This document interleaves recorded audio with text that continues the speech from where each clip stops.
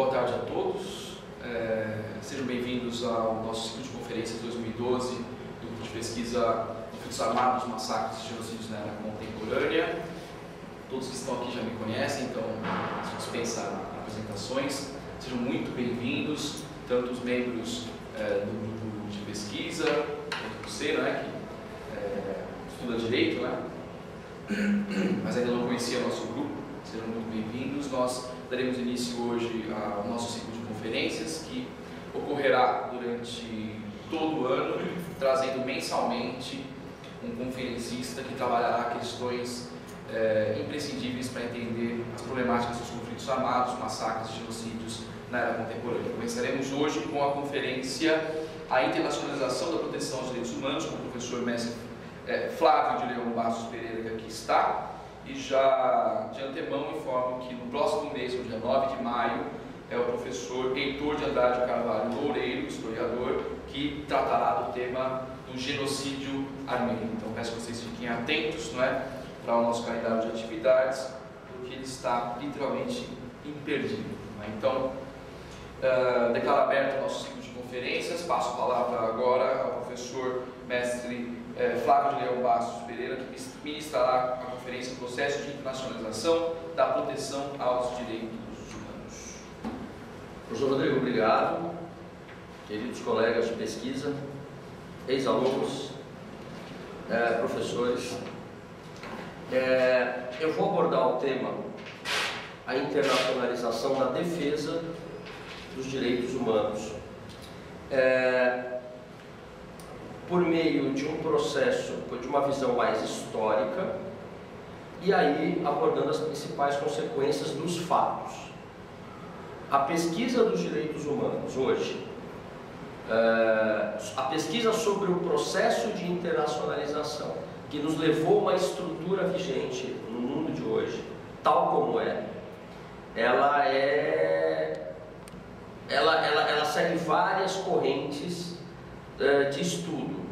Então nós temos uma visão histórica, uma visão mais filosófica, uma visão antropológica, sociológica, jurídica, e eu opto por uma visão aqui um pouco mais histórica, porque eu entendo, os estudiosos, vários estudiosos entendem que é o caminho mais fácil para se compreender como chegamos no atual estágio de trabalho de defesa dos direitos humanos no plano internacional. A primeira, e aqui eu vou usar material, citações, vou usar algum material pessoal também, de pesquisa, em alguns palcos considerados simbólicos para a defesa dos direitos humanos. Primeira observação que eu faço do nosso professor Fábio Conde Comparato, aqui da Universidade de São Paulo, da Faculdade de Direito, talvez um dos maiores pensadores sobre o assunto, inclusive reforçando esse aspecto histórico.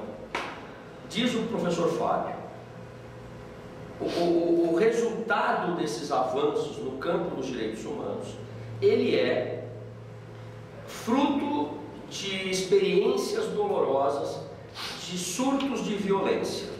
A cada surto de violência dá-se uma reflexão, ele chega a citar baseada até em sentimentos de remorso pela prática de genocídios, pela prática de massacres coletivos, pelas violações no sentido mais amplo da dignidade humana. Ele também, não coloquei aqui na citação, mas ele também menciona o aspecto tecnológico, os avanços tecnológicos da humanidade. A cada avanço tecnológico é repensada a estrutura de defesa dos direitos humanos. Até porque o próprio avanço tecnológico é também colocado como causa de alguns, ou motor de alguns genocídios. O caso do nazismo é o mais flagrante. Então partimos dessa visão de cunho histórica do professor Fábio Conde Comparato. Eu vou rapidamente fazer uma abordagem em termos de antiguidade. Basicamente tem-se uma uma visão de que os direitos humanos decorrem, entre outras fontes, do direito natural. E por direito natural, as várias escolas da antiguidade, a principal delas é o estoicismo, uma delas, de Cícero, entende e defende que a lei humana é baseada numa lei superior, numa razão superior, e que quando esta lei humana não corresponde a esta razão superior, ela não poderia e não seria de aplicação obrigatória. Ora, isso nos traz um quê de divindade sobre esta noção de leis naturais. Então, esse autor, Edgar Bodenheimer, ele traz exatamente essa relação. O direito natural, eternamente, perenemente válido, não é? E que justifica a defesa de direitos do homem, independentemente de qualquer documento escrito. Isso vai ser observado lá em Roma, vai gerar consequências, inclusive em Roma, na medida em que algumas normas são normalmente eram seguidas pelos cidadãos, sem que houvesse qualquer documento escrito determinando isso. A escola estoica do século IV a.C., e tem aí Zenão de Sítio como seu, segundo alguns estudiosos, como seu fundador, a escola estoica traz exatamente a ideia do direito natural como gerado por uma razão universal e que, portanto, geraria um estágio, uma hierarquia superior para tais direitos. Então, o direito à vida, por exemplo, não depende de qualquer documento escrito. A razão superior, esta razão universal, esta razão cósmica, por si só, já sustenta a afirmação de que a vida é direito de qualquer ser humano. Isso, portanto, vamos deixar claro aqui que esta ideia não encontrará respaldo na vida real. As sociedades de então, e como até hoje se pode verificar, apesar desses pensadores, não aplicavam no dia a dia tais postulados.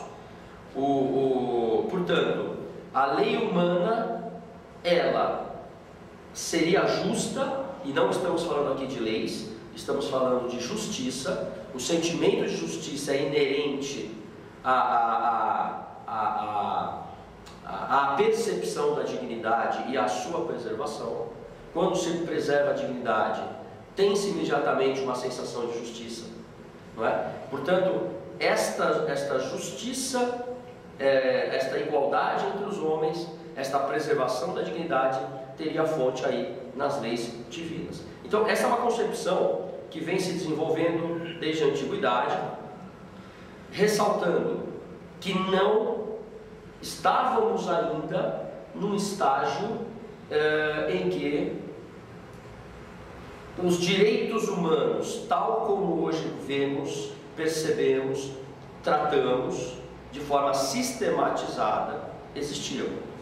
Não era algo sistematizado, não era algo estudado, eram fluxos de pensamento de alguns iluminados que tratavam desse tema.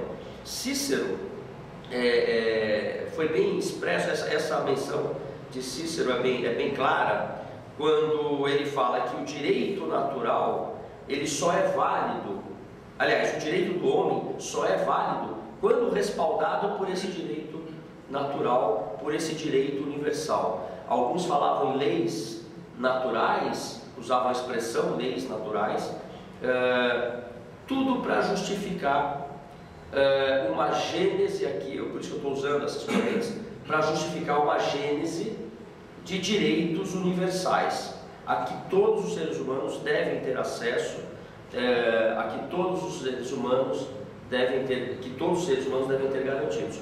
Ou seja, interessa a justiça, não o direito em si. Não há como separar, nós estamos falando de direitos humanos, não há como separar a percepção dos direitos naturais, dos direitos inerentes ao ser humano, de uma futura de uma futura previsão ou codificação em leis. Isso vai acontecer fatalmente aí. Mas para Cícero, repito, reitero, a justiça era o mais que importava. Isso não gerava, como eu acabei de falar, não gerava reflexos na vida real. Prova é que nas sociedades antigas a escravidão era o motor da economia, e isso vai chegar até a até a época moderna, e eu diria até a contemporânea. Hoje nós sabemos que o número de escravos no mundo é o dobro do que existiam em 1800, portanto no século XIX. Esses são dados da ONU. Alguns estudiosos colocam a origem a uma primeira percepção também por parte de um estadista, seria o primeiro, entre aspas, estadista, a inovar no sentido de garantir ou tomar medidas antes jamais vistas em prol de setores absolutamente reificados, coisificados. Então, Ciro quando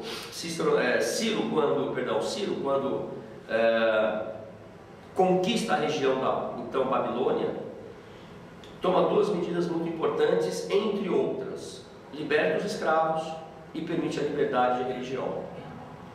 A foto, a figura ilustra o cilindro de Ciro, onde estão escritas essas normas, além de outras menções aos seus feitos. Está no museu em Londres. Porém, existe aqui uma divergência entre historiadores. Alguns dizem que não. Na verdade, Ciro quando permitiu a liberdade religiosa, o teria feito apenas em relação aos povos babilônicos. Ele não o fez, por exemplo, em relação aos hebreus. Não se encontram menções a Jerusalém, aos judeus, por exemplo. Então essa é uma crítica. Porém, para uma outra corrente, Ciro teria sido o primeiro a ter esse relampejo esta ideia, no sentido de permitir a outros, eu não vou falar em cidadãos aqui, porque não eram cidadãos, mas de permitir a camadas mais relegadas essa possibilidade.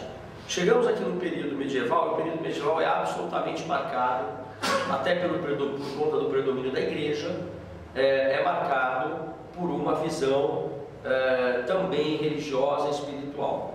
A igreja pregava a igualdade entre os homens, mas considerava legítima, por exemplo, a propriedade de escravos.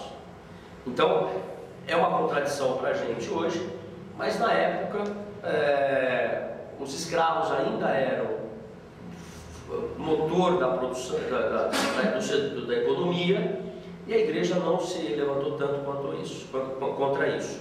Mais ainda, a igreja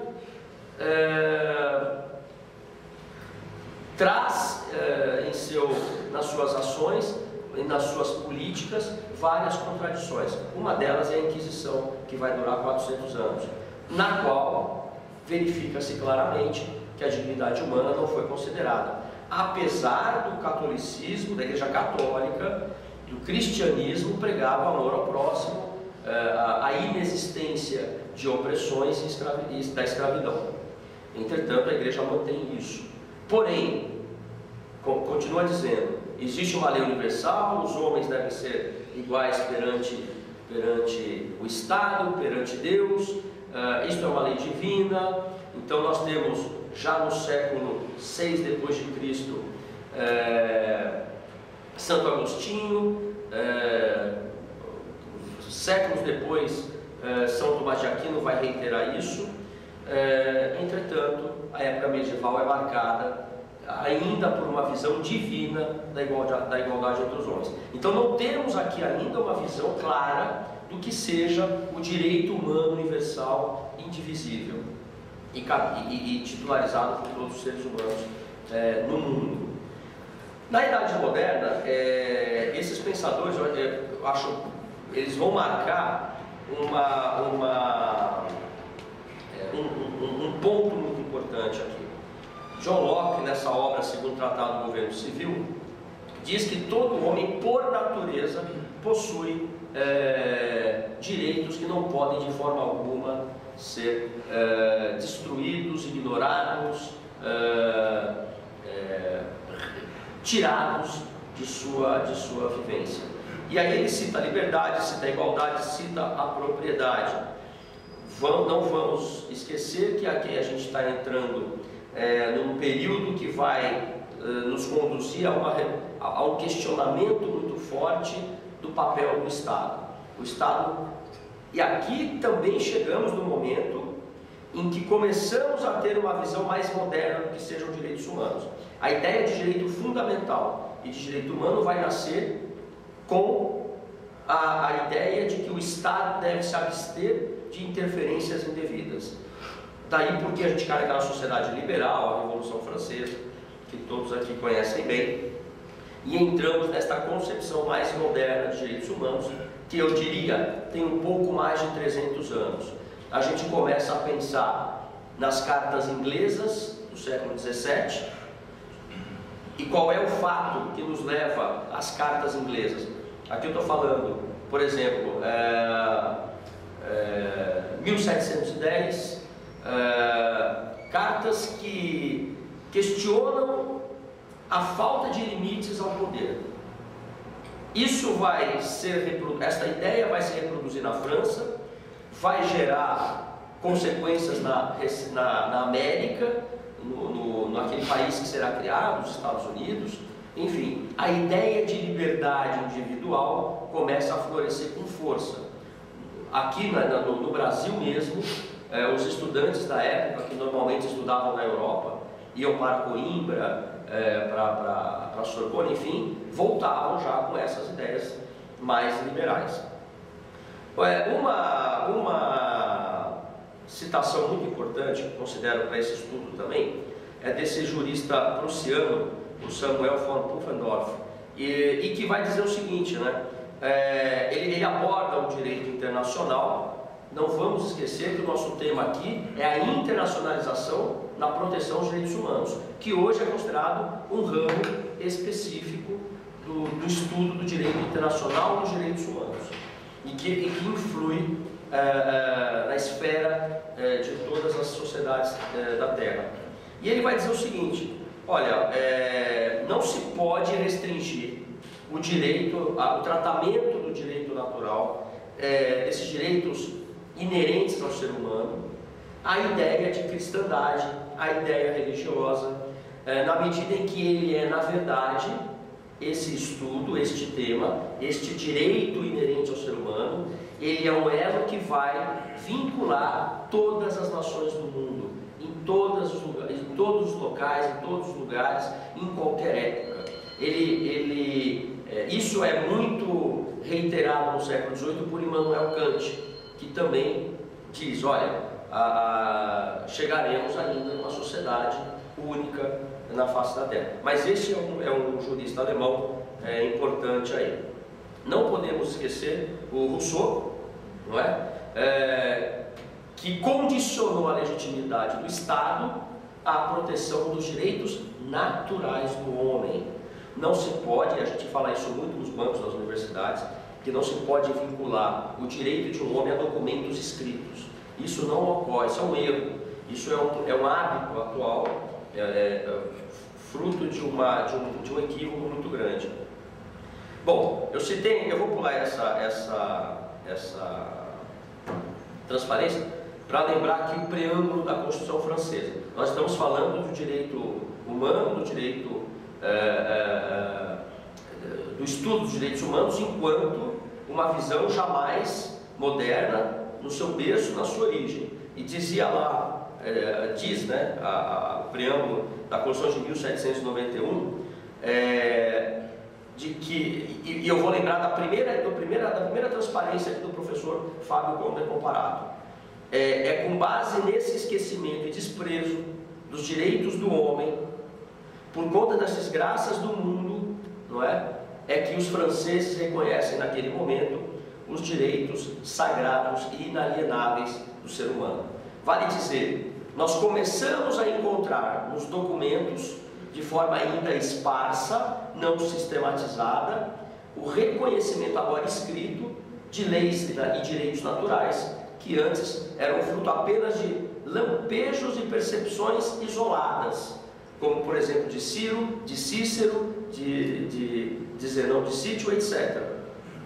E aí a França começa nesse passo. Documentos importantes aqui para entender a evolução dos direitos humanos no mundo, e vários deles ainda vigentes aqui. As cartas da Inglaterra, 1679, 1689, que eu diria é uma das mais importantes, quando o parlamento, no embate entre o parlamento e o poder real, o parlamento sai vencedor. Falamos aqui da Revolução Gloriosa da Inglaterra. E 1701, 3 documentos. Tanto é que até hoje é um erro dizer que a Inglaterra não tem uma Constituição escrita. A Constituição inglesa, ela é costumeira e é também escrita, com base em todos esses documentos ainda vigentes. A Declaração Americana, a da Independência de 1776, da Filadélfia, a Constituição de 1787, também, antes até da Revolução Francesa, consagraram no seu texto os direitos fundamentais do homem, a liberdade, a igualdade, a propriedade, etc. Eu estou ainda falando, estamos aqui abordando uma sociedade liberal. Não cheguei ainda no reconhecimento dos direitos sociais e dos direitos humanos. A França, em 1789, é o caso mais é o exemplo mais paradigmático para a gente. E aí vamos atravessar as guerras, chegaremos na Carta das Nações Unidas, que reconhece definitivamente os direitos humanos enquanto uma realidade única, com dimensões diferentes, porém indivisível e inseparável. E a Declaração Universal dos Direitos Humanos, de 48. Esta Declaração Universal, ela não é de aplicação obrigatória, não era de aplicação obrigatória, porém ela é considerada a interpretação mais autorizada da Carta das Nações Unidas e dos seus postulados. Quais são as críticas a esses documentos? Não é? A declaração inglesa exclui os estrangeiros. Os estrangeiros não são acobertados por suas garantias nas interpretações da época, e até hoje é o que se coloca de forma mais autorizada. Vejam bem, eu quero lembrar aqui que a xenofobia é um fenômeno do mundo atual, contemporâneo, ou seja, o ódio ao estrangeiro, ela possui raízes inclusive mitológicas, né? Quando a mitologia coloca isso para a gente, no sentido de que a primeira lei de Zeus é a lei de Xenos, que dá origem ao termo xeno, que é estrangeiro, e que dizia essa lei da mitologia: quando você recebe bem um estrangeiro, você será bem recebido no estrangeiro. E, portanto, a forma mais eficaz de evitar guerras é receber bem o estrangeiro. E isso gera hoje o fenômeno trabalhamos sobre o fenômeno da xenofobia enquanto causador de guerras, fator de guerras, esse aspecto normalmente motivado por crises econômicas, como nós estamos vendo ocorrer agora na Europa nos dias de hoje. Mas a declaração inglesa exclui os estrangeiros, a declaração americana exclui os escravos. Mesmo a Revolução Francesa, a declaração francesa exclui as mulheres desse processo de reconhecimento de direitos fundamentais. Esta intelectual, uma artista intelectual, visionária, Olympe de Gouges, escreve a Declaração Universal dos Direitos da Mulher e dos Cidadãos, e é por isso guilhotinada em 1793. Esta é uma pintura que retrata o seu rosto e a foto da sua sepultura em Paris, que para quem estuda o tema é importante conhecer, visitar, enfim, está lá, inclusive a citação da sua lápide, da sua obra. Bom, eu estou falando aqui de escolas filosóficas, lampejos de estadistas do passado e os primeiros documentos que surgem quando o questionamento liberal coloca em xeque e efetivamente derruba a monarquia, os poderes absolutos, baseados numa ideia de divindade. Vamos lembrar Luís XIV, o Rei Sol, que não é possível falar de Luís XIV sem que a gente se lembre de Amenhotep IV do Antigo Egito, que mudou seu nome para Akhenaton, discípulo de Aton, mas que se fazia representar por um sol com vários tentáculos, aquela figura famosa do Egito.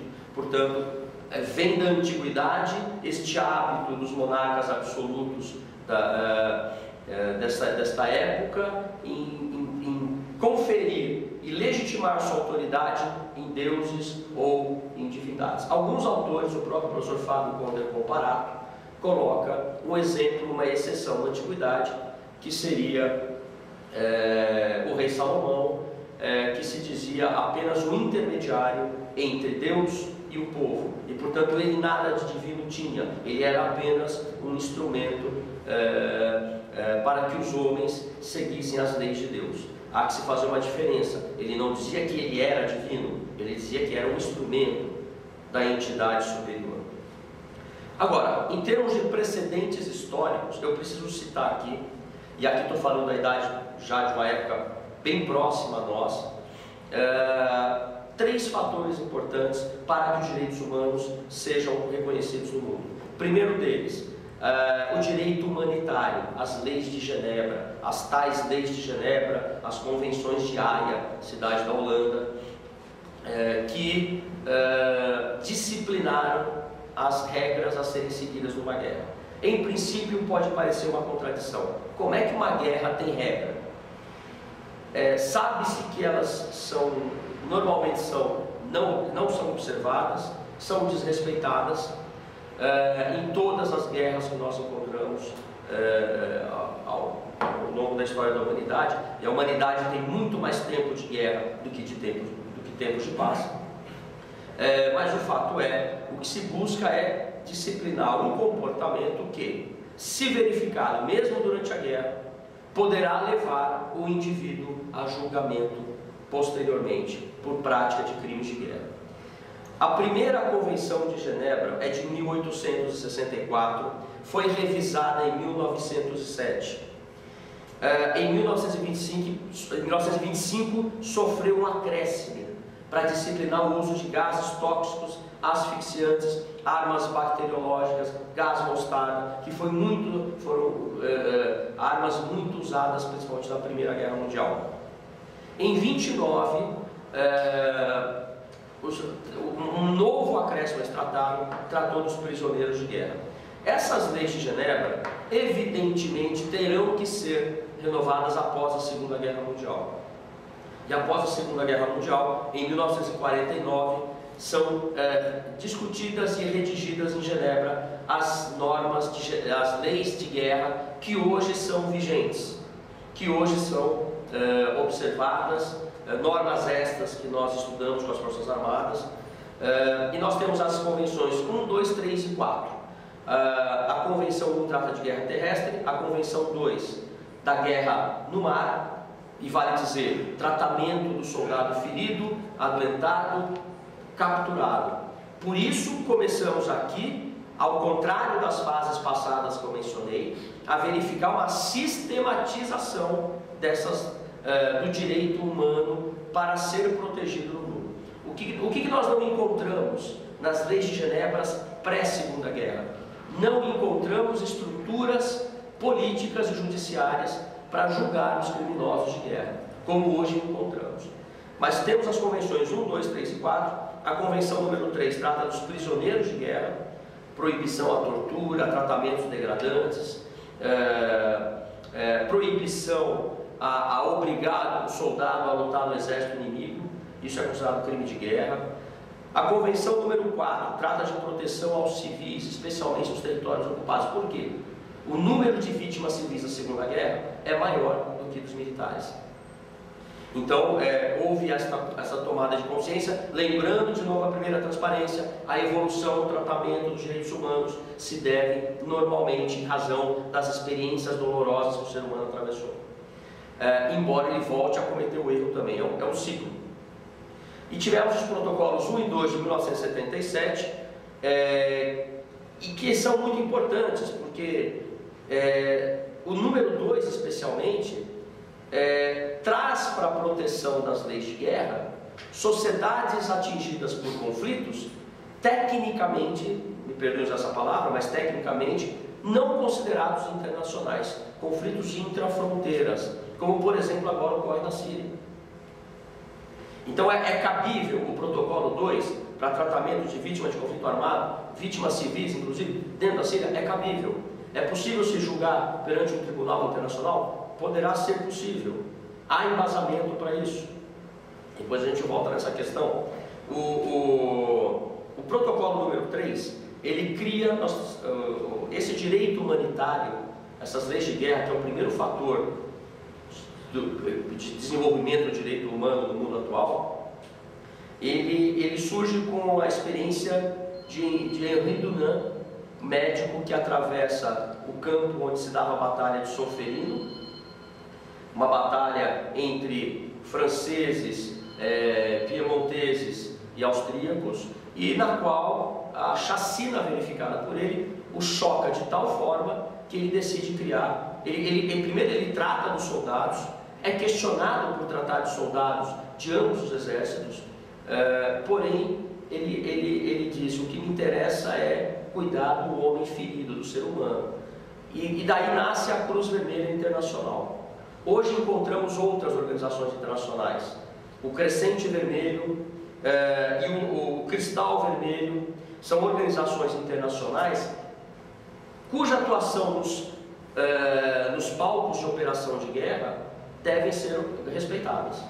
Então é um fator muito importante para a defesa no plano internacional dos direitos humanos hoje. E em 2007 o protocolo 3 foi assinado, criando o Cristal Vermelho, mais uma organização internacional cujos símbolos não podem ser atacados. Atacar uma instalação sanitária, hospital por exemplo, atacar um profissional que use um desses símbolos é considerado crime de guerra. Como é considerado crime de guerra atacar monumentos históricos?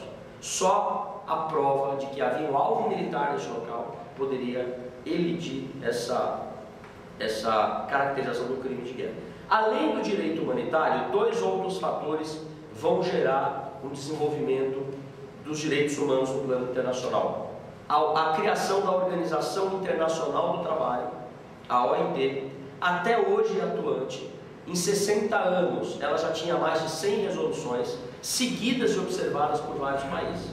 Papel fundamental da Organização Internacional do Trabalho: criar um padrão internacional de regras protetivas do trabalhador.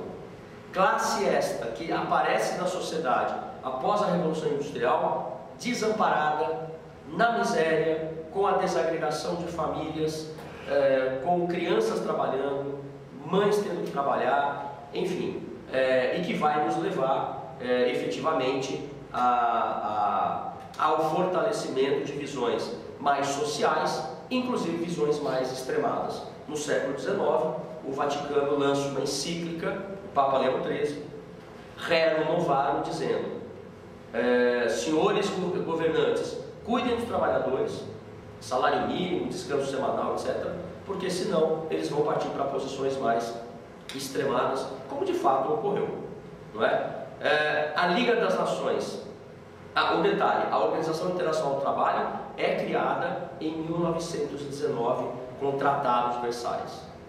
A Liga das Nações é também criada em 1919 no mesmo tratado.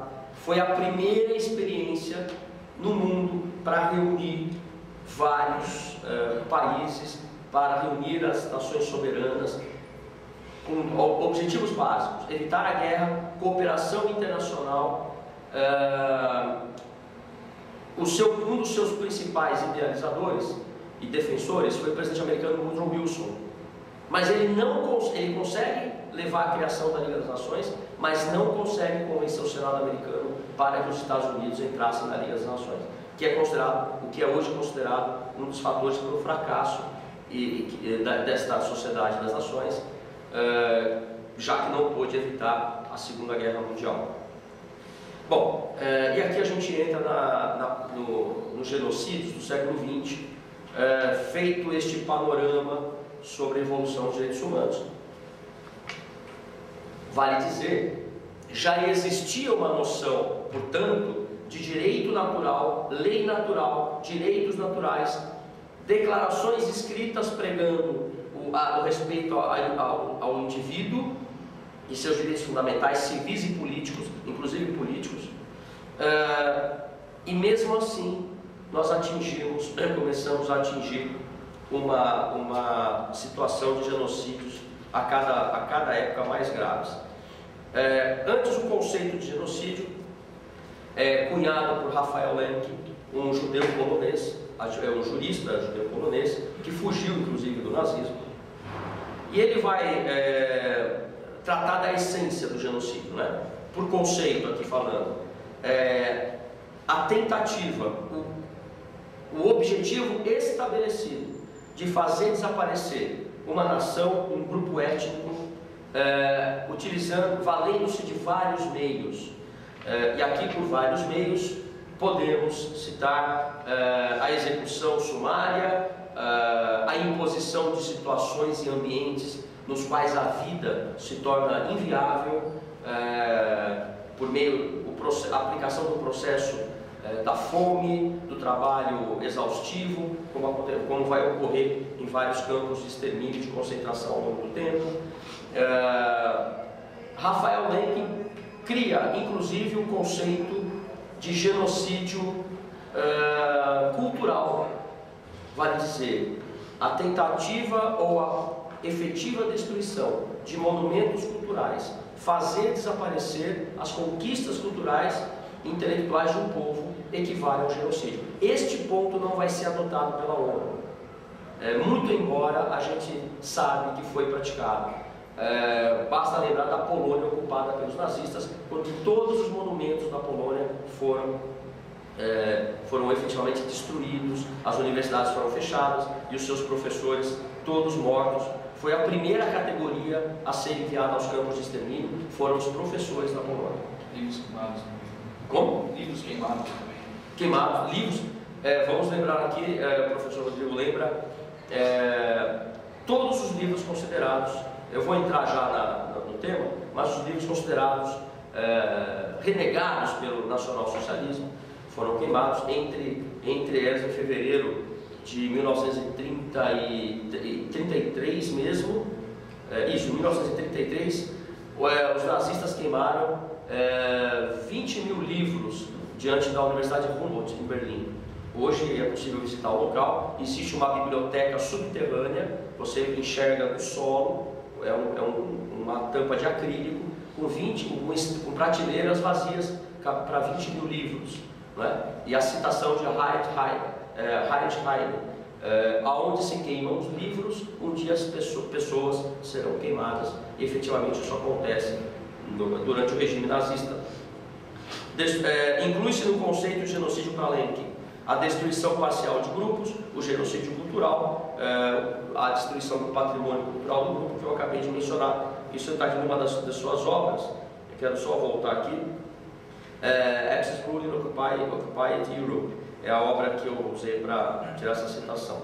Este conceito de Lemkin vai ser retomado em 1948 pela ONU, quando é escrita e ratificada pelos países uma convenção de prevenção e sanção ao crime de genocídio, até hoje vigente, e complementada por outros tratados internacionais posteriores a esse. E eles vão no conceito de Lemkin. O primeiro genocídio do século XX, eu estou lembrando aqui o famoso general prussiano. A Alemanha já era unificada, mas enfim, os militares alemães eles eram normalmente oriundos de famílias tradicionais prussianas, né?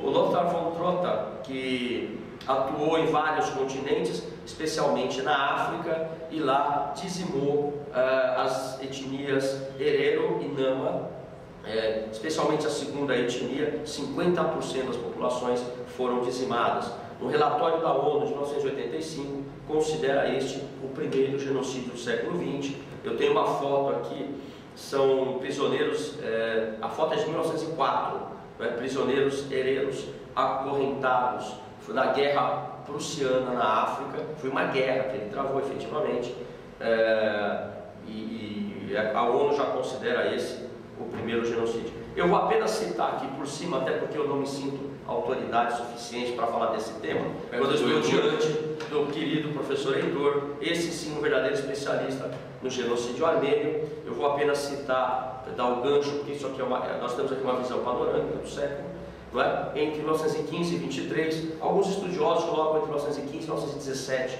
mas aí depois o professor Heitor vai poder comentar isso melhor, mas parece-me que o genocídio perdurou até anos depois.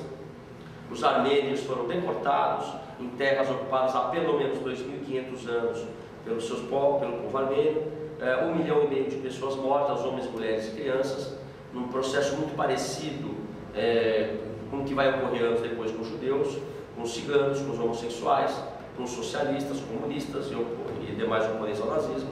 Porém, eu coloquei a cifra de 1,5 milhão, alguns falam cifras de 1 milhão, outros em cifra de 1,5 milhão. Segundo alguns historiadores que eu pesquisei, 500 mil pessoas apenas sobreviveram a esse genocídio. Quero deixar claro, e aí, que o Império Turco-Otomano praticante desse genocídio, cuja herança histórica fica com a atual Turquia, nega efetivamente a prática de um genocídio, afirmando que não houve a intenção de fazer desaparecer o povo armênio. O fato é que 1,5 milhão de pessoas desapareceram, e isso é incontestável. Eu trouxe aqui uma manchete aqui do lado direito da tela, é uma manchete do New York Times de 23 de fevereiro de 1915, na época, durante o genocídio, já noticiando que um massacre praticado pelos turcos estava em curso, com fotos de corpos em valas comuns, ossadas, enfim, fotos e testemunhos são vários que existem. E recentemente houve uma polêmica muito grande na França, já que o governante Sarkozy aprovou a lei do genocídio, punindo com multa quem negasse o genocídio armênio na França. A Assembleia Constitucional Francesa, que é o órgão político responsável pelo controle de constitucionalidade das leis, julgou inconstitucional essa lei e, portanto, ela não poderá ser promulgada e não terá vigência. O Sarkozy disse que vai escrever um novo texto a respeito.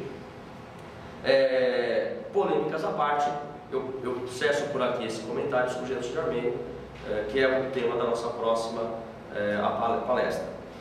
A geração perdida na Austrália. Segundo os testes do carbono 14, os aborígenes australianos já viviam na ilha há pelo menos 20 mil anos. Alguns cientistas colocam essa existência dos aborígenes há 40 mil anos. O fato é que a colonização inglesa, a partir do século XVIII, mais ou menos, começou uma prática incessante de extermínio dos aborígenes australianos. Até chegarmos no século XX, eu estou falando do século XVIII até o século XX, práticas comuns eram, os ingleses levavam rum para as tribos, para as aldeias, para as vilas aborígenes, e por não saber usar aquilo, eles bebiam até não poder mais. Vários aborígenes ficavam em coma alcoólico, então os ingleses envenenavam as águas, as comidas, a alimentação dessas vilas. Isso era feito também durante a noite, sem que fossem percebidos. Várias vilas aborígenes foram exterminadas com arsênico. Isso é comprovado hoje. Quando se dá a independência do Império Britânico, mesmo assim, o preconceito e o racismo continua na Austrália contra os aborígenes por parte dos descendentes dos ingleses. E aí é que as crianças são adotadas obrigatoriamente, o governo impunha essa adoção, crianças aborígenes eram levadas e nunca mais eram vistas. Isso vai durar de 1900 a 1965, mais ou menos. Só agora em 2007, o primeiro-ministro Kevin Rudd disse que o governo vai pedir desculpa e vai pagar as indenizações por este que é agora considerado este genocídio agora chamado de A Geração Perdida, The Lost Generation, um filme que eu sugiro para vocês, é o Rabbit Proof Fence, que trata do tema, imperdível, imperdível. E hoje os aborígenes constituem 1% da população da Austrália. Aqui uma foto de crianças aborígenes sendo levadas exatamente durante a época, no início do século, sendo levadas e nunca mais vistas. Chegamos num outro... a ONU agora começa a reconhecer o Holodomor, ou Golodomor, ucraniano. Palavra esta que designa um processo genocidário pela fome. Stalin apreende bens, confisca bens e confisca o produto agrícola de algumas populações, especialmente a população ucraniana, entre os anos de 31 e 34. Existe um movimento muito forte no mundo, em vários países, para que seja reconhecido como um genocídio. Eu diria que o caso armênio está alguns passos adiante. Já não se discute tanto que houve um genocídio armênio, ainda há, evidentemente, por parte da Turquia, uma resistência muito grande, mas vários países já o reconhecem. No caso da Ucrânia, o fator histórico começa a chegar nesse estágio armênio. É uma impressão pessoal essa, mas o fato é que o governo soviético, na região da Ucrânia, na região de Kuban, no Cáucaso do Norte, confiscou a produção agrícola, o que levou à morte, hoje confirmada, de 6 milhões de pessoas, sendo que 3,5 milhões de mortes eram ucranianos. Mortos pela fome, não por outro processo.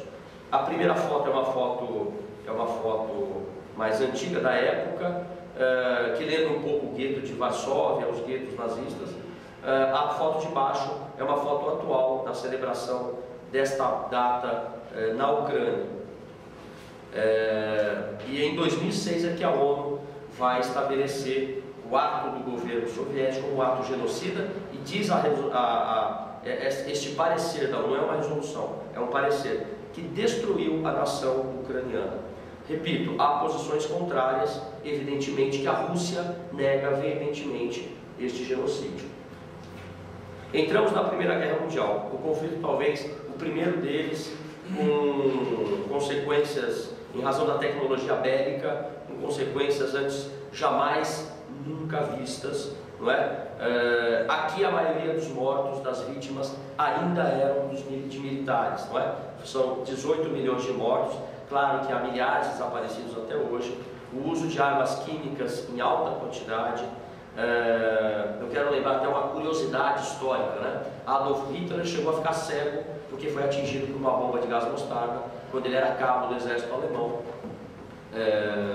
Ganhou a Cruz de Ferro por causa disso e retornou depois às suas atividades até que a Alemanha capturou.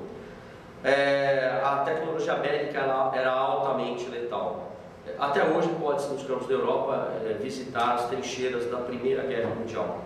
Eu quero lembrar que lá o Império Turco-Otomano se digladiava com o Império Austro-Húngaro, apoiado pelos alemães. Quando a Alemanha anexa a Áustria durante o nazismo, no Árvores, era exatamente o sentimento que se tinha, isso nós ouvimos de testemunhos de soldados alemães da época, era de nós estávamos novamente voltando ou trazendo os austríacos para o seio daquilo que era uma comunidade pan-germânica representada antes pelo Império Austro-Húngaro. Aqui uma foto de austríacos executando sérvios em 1917. Como a história costuma e deve ser estudada como quebra-cabeça de várias e milhares de peças, não é? Os sérvios aqui lutaram contra os alemães, lutaram na Segunda Guerra contra os alemães, enquanto os croatas lutaram a favor dos nazistas, e aí isso vai se refletir na Guerra dos Balcãs dos anos 90. Consequência da Primeira Guerra: o Tratado de Versailles, assinado no Palácio de Versailles, na França, traz algumas disposições. A criação da Liga das Nações, já falei sobre ela. A perda de territórios, o pagamento de pesadas indenizações pelos vencidos. e a proibição da criação de forças armadas, por exemplo, pela Alemanha. E há um fato aqui que talvez tenha sido os maiores erros históricos da sociedade internacional, né? O Kaiser Guilherme II foi acusado de crimes de guerra e foi pedido para a Holanda, ele estava lá no território holandês, a sua extradição para ser julgado no Tribunal Internacional. Isso é pouco comentado. A Holanda diz: não vamos entregar o Kaiser, porque o direito internacional cuida da relação entre Estados e não entre indivíduos. A responsabilidade é dos Estados e não dos indivíduos. É por conta disso que o Tribunal de Nuremberg é considerado, entre outros fatores, um verdadeiro passo no sentido de responsabilização de indivíduos. O Kaiser não foi julgado e alguns dizem que foi por este não julgamento que o Holocausto vai ocorrer daí a alguns anos.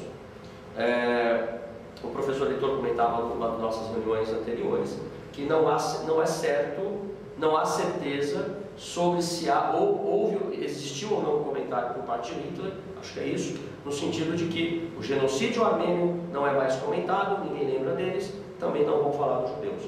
A gente encontra essa citação em alguns livros, mas não é uma fonte histórica fidedigna, salvo engano meu, depois me corrija, professor, se eu estiver errado. Aqui a primeira imagem, do lado esquerdo, é o dia da assinatura do Tratado de Versalhes, lá no Palácio, e esse salão aí a gente visita, é aberto ao público, e uma sessão da Liga das Nações, tal como ocorria ela vai ser dissolvida em abril de 46, diante dos fracassos, não é? Eu já passei. A base da Liga das Nações: cooperação internacional, mediação dos conflitos, segurança coletiva. Dissolução abril de 46. Vejam bem, toda essa história nos conduzirá ao sistema atual de proteção dos direitos humanos.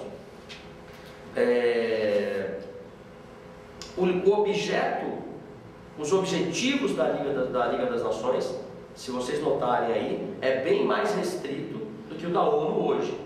A ONU, as Nações Unidas, atuando por meio das suas agências, possui um campo de ação muito mais amplo e muito mais versátil, apesar dos seus problemas.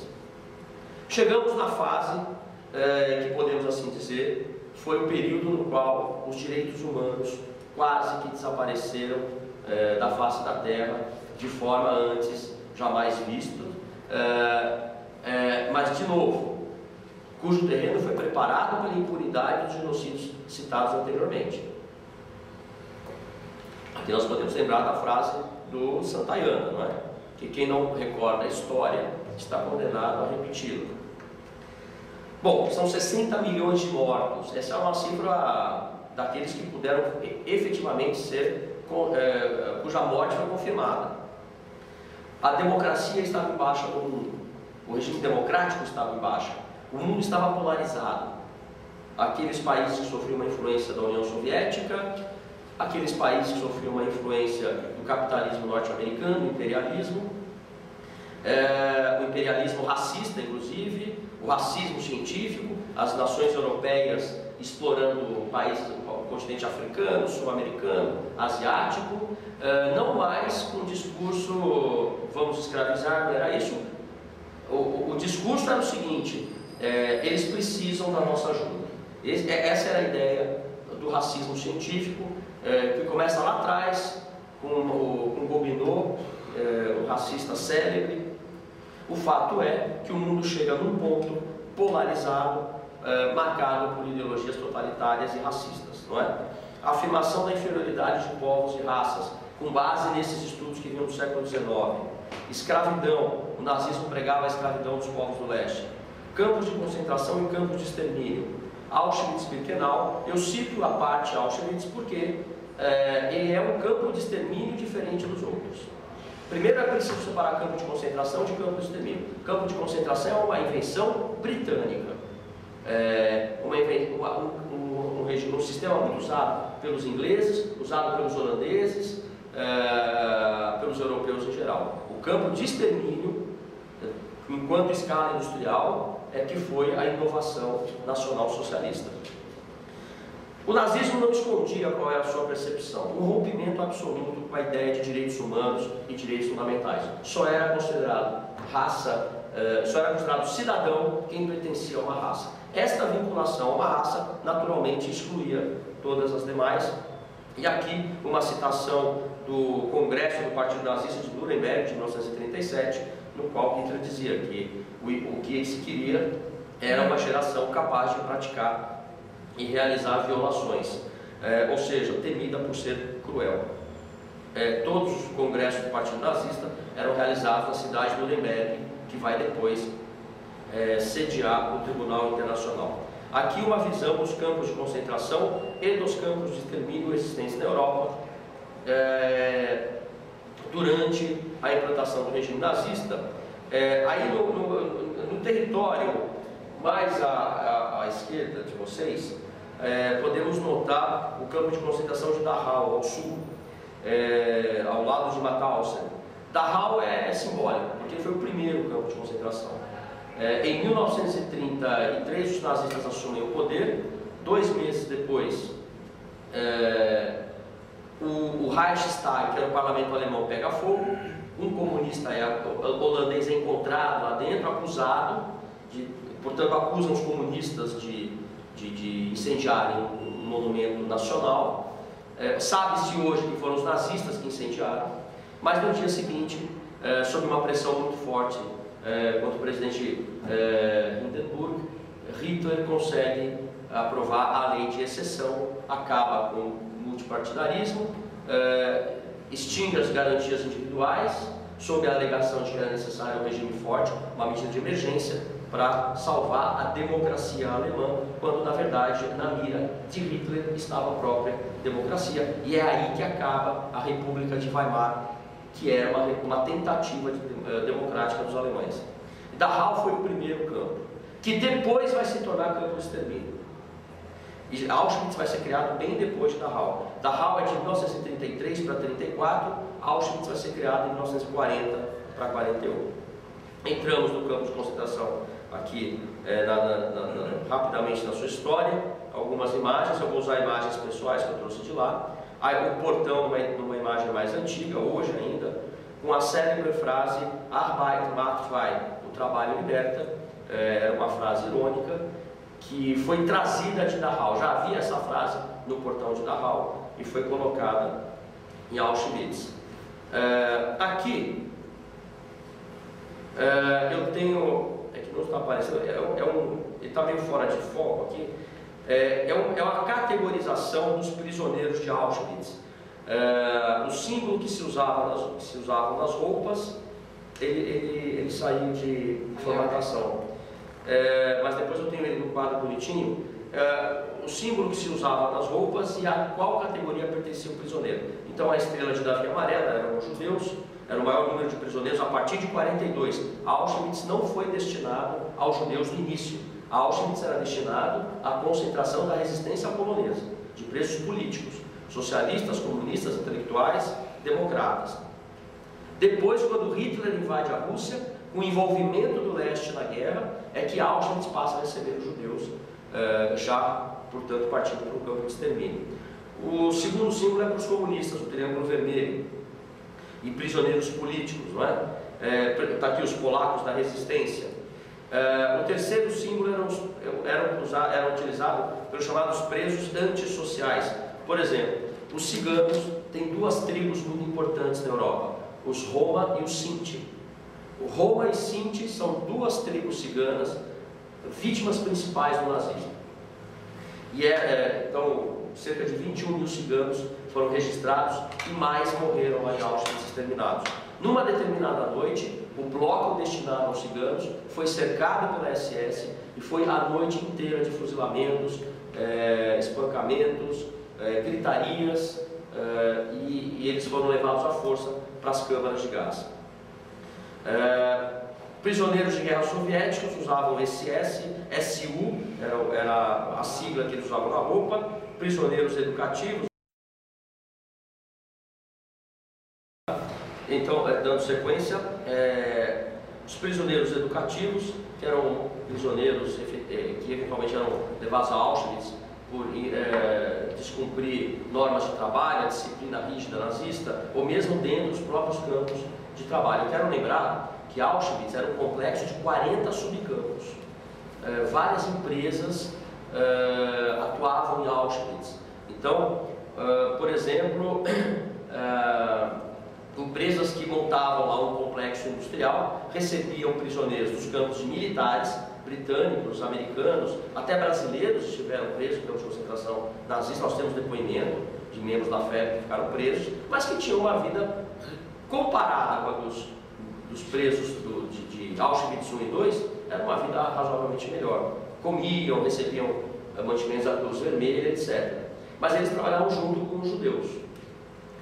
Existe uma obra chamada O Sobrevivente de Auschwitz, é a história de um piloto britânico que trocou de roupa com um prisioneiro judeu durante a jornada de trabalho. Ele foi para o campo de Auschwitz, onde os judeus ficavam, Auschwitz 1 e 2, Birkenau, e este prisioneiro judeu foi para o campo militar. Foi uma noite de experiência que eles fizeram, e ele escreve um livro contando sobre essa experiência. Este prisioneiro judeu que trocou com ele nunca mais ouviu falar, sabe-se que morreu, foi exterminado. O Triângulo Verde, eram os prisioneiros da polícia, eram poloneses presos na cidade de Katowice e Milosevic, que ficam próximas a Oswiecim. Oswiecim é a cidade onde está localizada o campo de extermínio de Auschwitz. Superlotação das prisões, havia transferências, etc. O Triângulo Roxo era usado para as testemunhas de Jeová e o Triângulo Cor-de-Rosa para os homossexuais, principalmente homens, mas também não só gays, mas lésbicas também foram presas e exterminados em Auschwitz, né? Hoje em Berlim existe um monumento das vítimas homossexuais do nazismo no centro de Berlim, assim como para todos esses povos. O momento da chegada em Auschwitz, está aqui a foto e ao lado esquerdo uma representação artística de como eram recebidos os prisioneiros no primeiro momento. O prisioneiro que está de frente aos demais com uma tarja preta eram os capos, normalmente eram prisioneiros criminosos, violentos, escolhidos a dedo pela SS para tomar conta dos barracões. O local, um dos judeus, inclusive, né? Judeus, inclusive. Alguns foram julgados em Israel, inclusive. Acho que comentávamos sobre isso na reunião passada. Tem um filme, né? O Capo, né? Existe um filme também, exato, o Capo, exatamente. Aqui nós temos aqui esta foto é tirada em Auschwitz Sul. Portanto, o local, o primeiro campo, era um conjunto de barracões da cavalaria polonesa, que foi transformada por Rudolf Höss, o seu comandante. A contagem, que levava horas, a partir das 4 horas da manhã, e após a chegada do trabalho. Desculpa falar assim, você falou que é 40 subcampos aí, né? 40 subcampos. Você teve lá a dimensão disso aí, é enorme. Só para para você ter uma ideia, se você quiser conhecer Auschwitz em detalhes, você tem que ficar 2 ou 3 dias lá. De longe você vê Monowitz, por exemplo, Monowitz, que era um campo, você vê a chaminés da fábrica até hoje, onde as empresas, o campo de Burna, chamado campo de Burna também, eram campos de trabalho. Tudo era aproveitado para a economia de guerra alemã. Todo o material, trabalho escravo, até a pele humana, enfim, vocês vão ver, cabelo. Cabe aqui dentro do campo da USP, só um espaço ainda. Olha, eu não sei quantos quilômetros quadrados. Só o campo Auschwitz II, que é Birkenau, que é o maior, eles tiraram toda uma vila polonesa para construir o campo, expulsaram a todos. Tem 12 quilômetros quadrados. Então, você realmente um dia é pouco para conhecer. As passagens, as cercas eletrificadas, esta foto são de crianças trazidas pelas enfermeiras do Exército Vermelho no dia da liberação, eram vítimas das experiências de Mengele. Está aqui as cercas até hoje lá. Este é o bloco 11, onde eram executados os tribunais sumários da resistência polonesa. O bloco 11 era a prisão dentro da prisão. Vale dizer, vocês entram onde tem aquela porta aberta, entra-se por ali e segue-se um corredor com várias salas. A primeira era à esquerda, esta sala, está aqui a representação artística de um julgamento sumário. E, imediatamente os prisioneiros poloneses, que eram poloneses, dos partidos de esquerda, guerrilheiros, etc., partisãs, que eram fuzilados logo após. Muito parecido com o que o Rodrigo falou dos tribunais do PCC, né? Das milícias do PCC. Exato. Inclusive, hoje a estatística que existe é que em torno de 11 a 20 mil homens poloneses foram fuzilados nesse paredão que está atrás de mim na foto ali. Do lado esquerdo, as janelas fechadas, eram as salas de Josef Mengele, onde eram feitas as experiências com seres humanos. E do lado direito, o bloco 11. Ele é fechado. Então, e os fuzilamentos se davam ali, ali uma representação artística, a outra aqui, como eram feitos enfim, esse trabalho, né? No próprio bloco 11, a primeira foto aqui à esquerda, era onde os poloneses tiravam a roupa, entravam pela porta aberta aí na lateral e saíam do pátio para serem fuzilados. Do lado direito é uma cela fechada, você entra por baixo, é que ela está quebrada com uma placa explicando o que acontecia. Então, prisioneiros com eventuais maus comportamentos, depois do dia de trabalho, sem comer, eram colocados em 4 ou 5 pessoas aí dentro, ficavam em pé a noite inteira, às vezes com água pela cintura. Eram as chamadas standing cells, ou celas para ficar em pé, né? Havia as celas também de inanição, onde morria-se de fome. Uma passagem muito famosa é a do padre Maria Korb, um padre polonês. Um prisioneiro do bloco dele fugiu, e quando um prisioneiro de um bloco fugia do campo, tentava fugir, eles matavam de 5 a 10 prisioneiros daquele bloco.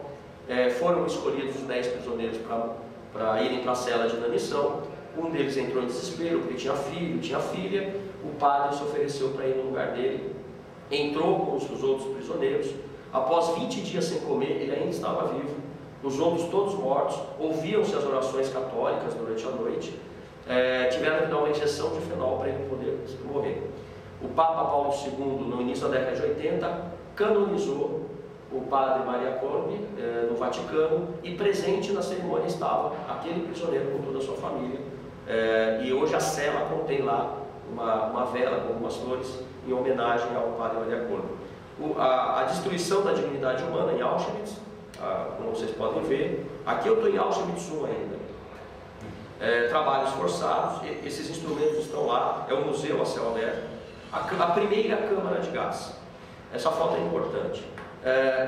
Aqui está um complexo no qual você entra para a porta do meio ali e entra e cai nesta câmara de gás, que era capaz de matar 600 pessoas.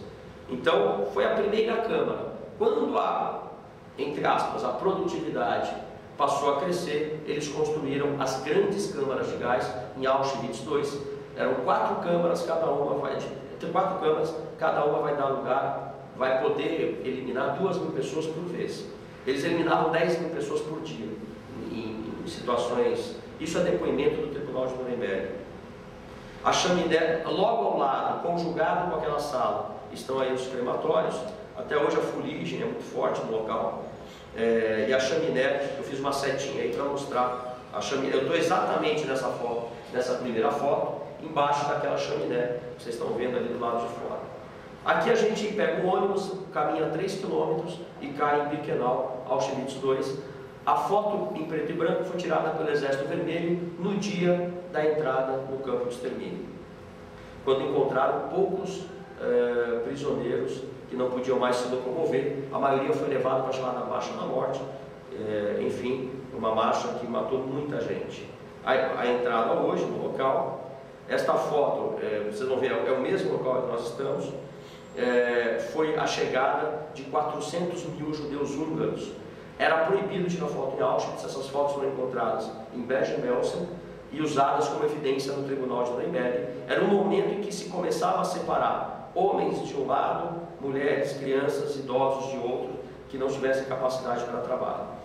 Vocês veem os judeus uniforme, atuando como organizadores, amandos da SS, e aquela situação, a fumaça ainda saindo do trem, o mesmo local já com a separação feita, homens de um lado, mulheres, crianças do outro. 70% dessas pessoas iam direto para as câmaras de gás, que ficava no final dessa plataforma.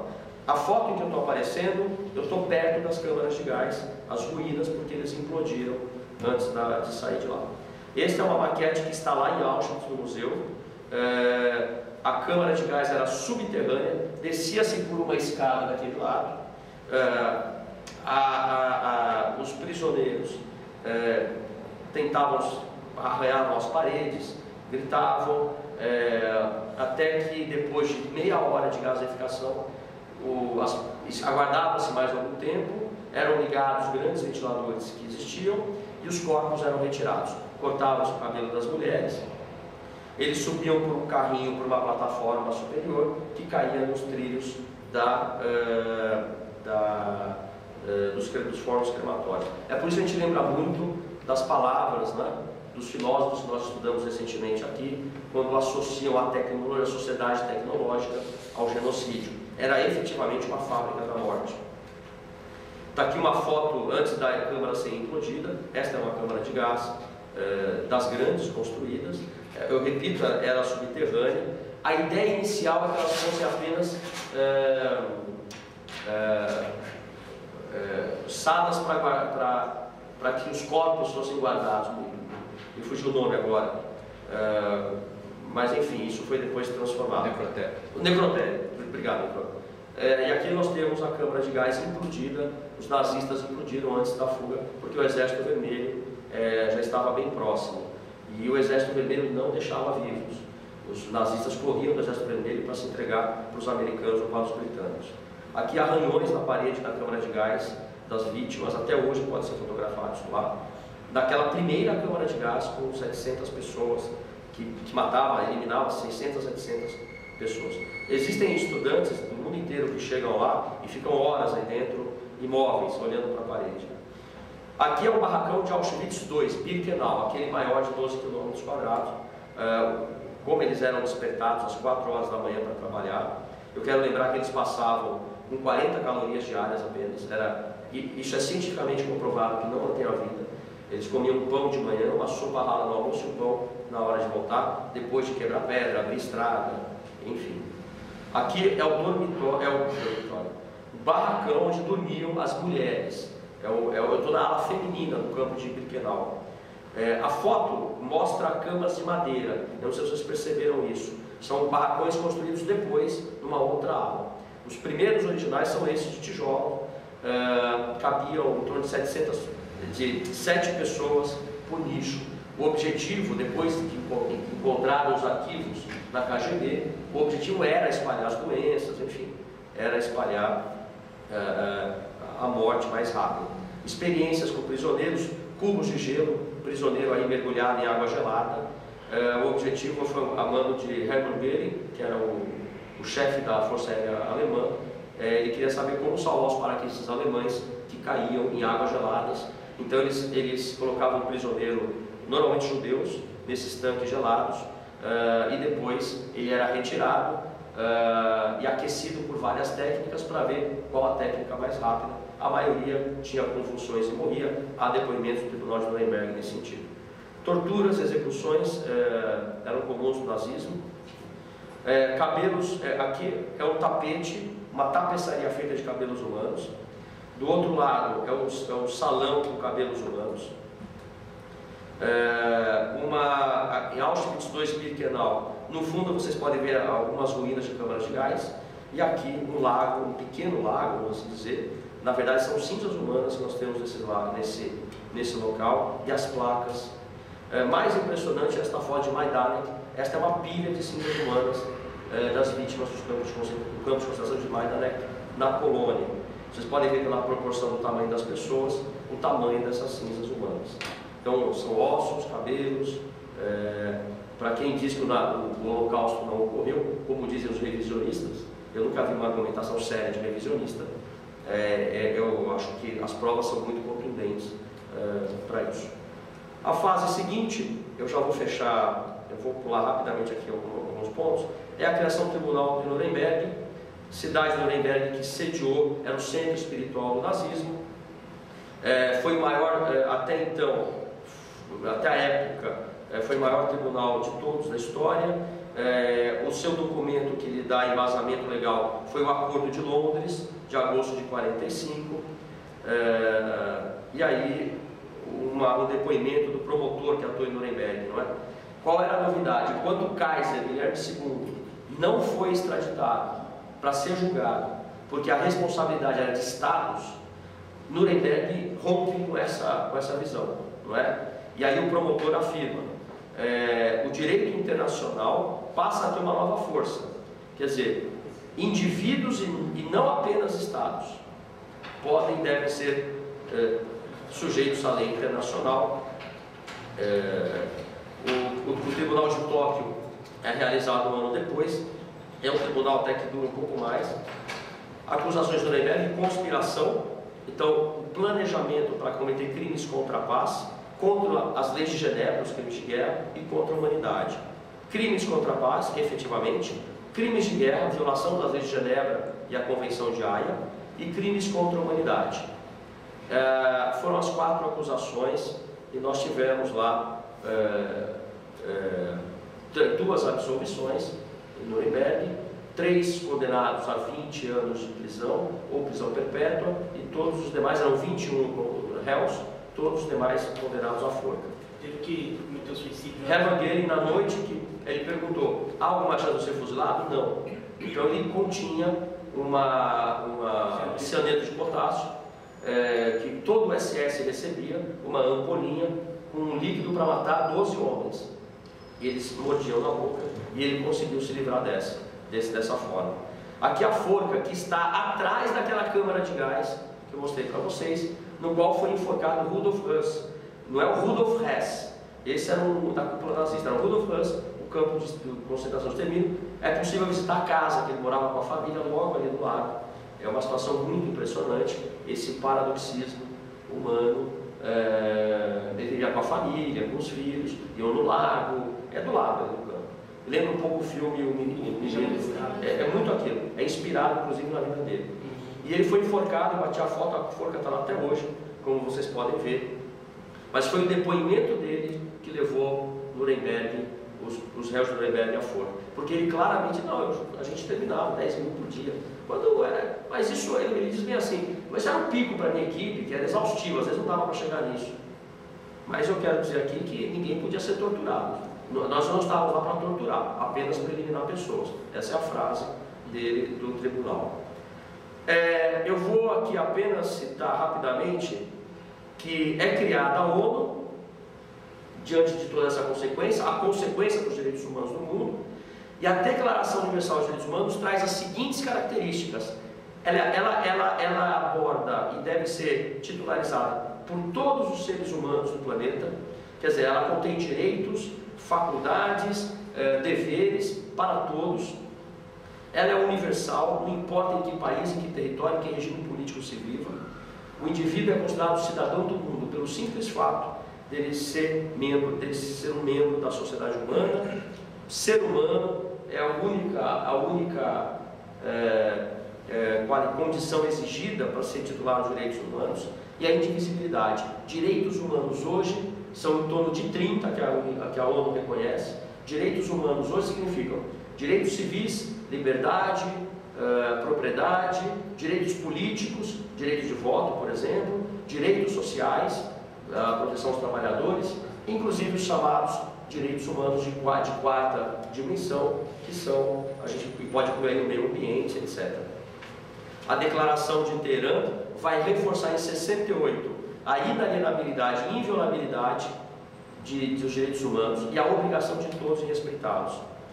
A Declaração de Viena, de 1993, os direitos humanos e liberdades fundamentais são direitos naturais. Voltamos àquela ideia lá da antiguidade, de todos os seres humanos, portanto, Aqui a ONU foi criada com a seguinte estrutura: Assembleia Geral, Conselho de Segurança, Conselho Econômico e Social. É no Conselho Econômico e Social que está hoje atuando o Conselho de Direitos Humanos. Então veja que a ideia de direitos humanos hoje está muito mais atrelada ao social, econômico e cultural. O Conselho de Tutela já não existe mais. Ele tratava de territórios que não eram autônomos, mas não eram soberanos. A Corte Internacional de Justiça, que é o órgão judiciário da ONU, e o Secretariado. Deixar claro que o Tribunal Penal Internacional não é parte da ONU, embora trabalhe em conjunto com a ONU. Ele é autônomo. Está aqui a Assembleia Geral. Essa foto a maioria que já conhece. É uma brasileira que eu encontrei lá na ONU. Ela era minha guia, falando espanhol. E eu achei que aquele espanhol estava meio esquisito. Depois de uma hora de conversa, eu falei: você não é espanhol? Ela falou: não, eu sou de Araraquara, lá no Brasil, São Paulo, Brasil. Eu falei: prazer, eu sou de São Paulo. E aí ela trabalha vestida de baiana, como vocês podem ver. Uma pessoa fantástica, que foi minha guia lá nas Nações Unidas, né? A sala do Conselho de Segurança, onde é o órgão mais forte hoje. É no Conselho de Segurança que são tomadas as grandes decisões de intervenção, inclusive em vários graus, para as missões das Nações Unidas. Ele possui alguns membros permanentes, não é? China, Estados Unidos, França, Reino Unido e Rússia. Prega-se hoje a reforma do Conselho de Segurança, que depois do fim da Guerra Fria ele precisa ser modernizado. Desde 1963, a cada 2 anos, um grupo de países que passa a compor de forma rotativa esse Conselho. O direito de veto é garantido apenas àqueles membros permanentes. Vale ressaltar que a FIFA tem mais membros do que a ONU. Né? Exato. É verdade. Existem estruturas internacionais muito fortes hoje, né? A OMC dizem que é mais forte que a ONU também, por exemplo. Esse é o plenário do Conselho Econômico, Social e Cultural, onde são tomadas grandes decisões em prol dos direitos humanos. E eu vou fechar a apresentação. Aqui é o dia da aprovação do Tribunal Penal Internacional, Tratado de Roma, não é? Que hoje vigora no Brasil e tem força interna por meio do Decreto Presidencial 4388 de 2002. E aqui uma sessão do Tribunal Penal Internacional, uma assembleia dos países membros, do qual não fazem parte Estados Unidos, Israel e China, que eu me lembre. Não sei se mais algum país deixa de compor. Os crimes que hoje levam o indivíduo ao Tribunal Penal Internacional se violarem os direitos humanos: genocídio, vamos lembrar dos conceitos de Rafael Lemkin; crimes contra a humanidade, estão lá no artigo 7º, os crimes de guerra, que basicamente são aqueles que violam as leis de Genebra. Hoje é considerado crime contra a humanidade o estupro. Já era considerado, mas só foi julgado pela primeira vez agora no Tribunal para ex-Yugoslávia. Porque na Guerra da Bósnia, 50 mil mulheres foram estupradas nos campos de estupro, os rape camps que eles montaram. Os crimes de guerra, alguns exemplos. O crime de agressão é previsto no Estatuto, mas ainda não foi disciplinado. Não se sabe exatamente como eles vão disciplinar os crimes de agressão. Os crimes previstos no Tribunal Penal Internacional são imprescritíveis. O sujeito pode ser preso quando ele for encontrado. Desafios atuais e genocídios atuais, não é? Primeiros desafios. O Ruanda estava em curso. Hoje o desafio é terminar os julgamentos, condenar os responsáveis pelo genocídio de Ruanda, os Balcãs, terrorismo, a falta de alimentos. A gente sabe que são 16 mil crianças mortas por dia de fome, mais de 1 milhão de analfabetos, não podem escrever o nome. O Sudão foi o palco do primeiro genocídio do século XXI, quando as milícias Janjaweed, composta por árabes, exterminaram populações negras. Daí a criação do Sudão do Sul, que é o país mais novo, o mais novo membro das Nações Unidas, desde julho de 2011. O genocídio de Ruanda, hoje já se sabe que nós já temos mais de 1.100.000 mortos em 3 meses. Portanto, proporcionalmente, talvez tenha sido um dos genocídios mais acentuados da história, quando os Hutus eliminaram as populações Tutsis e os Hutus moderados. Campos de concentração nos Balcãs, na guerra dos anos 90 agora, isso parece imagem da Segunda Guerra, mas não é, quando bósnios muçulmanos foram presos nos campos de concentração. Guantánamo, não é? Aqui o detalhe é que é um território nos quais, juridicamente, não se consegue aplicar a lei de Genebra, porque não seriam combatentes de um exército regular, não são populações civis atingidas, e estão num território que não tem um status muito definido na ilha cubana. Um interrogatório feito em Guantánamo, essa foto foi tirada, enviada por militar para todo mundo, e citar o Eric Hobsbawm, que vocês conhecem talvez até melhor do que eu, não é? Que diz que o século XX foi o século da barbárie e que nós sofremos de retrocessos. Mas para não ficarmos numa visão tão pessimista, eu cito também um outro socialista, como era o Hobsbawm, o Norberto Bobbio, dizendo que, olha, não, reconhecemos os direitos humanos, o problema agora é torná-los concretos. É por isso que os estudantes nas faculdades dizem, isso é muito bonito e tal, é lindo, mas e aí? É por isso que estão na faculdade estudando para tornar a sociedade melhor, né? E ele diz isso, o problema agora é concretizar os direitos humanos. Ele morreu em 2004, um grande pensador. E com isso eu termino, desculpa.